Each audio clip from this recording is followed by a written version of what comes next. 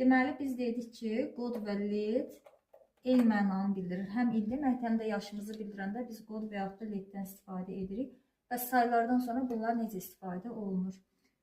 Qayda belədir ki, 1 və birdən bitən saylardan sonra biz qod istifadə edirik.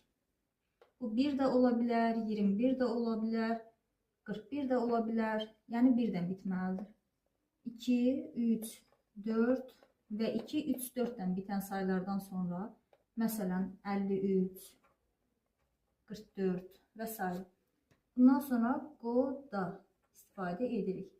Mən sizə keçən dəfə də demişdim, 2, 3, 4-dən sonra söz radisilin padeş təkə qoyulur. Belə təsəvvür edək ki, qod sözümüz radisilini təkdə A qəbul edirik. 5 və 5-dən sonraki saylarda isə biz letdən istifadə edirik.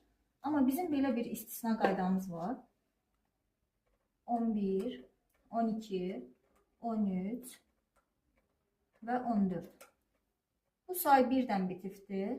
Biz fikirləşə bilərik ki, qod qoyacaq, amma xeyr. 12, 13, 14-də 2, 3, 4-dən bitibdir. Qod olacaq, bu da xeyr.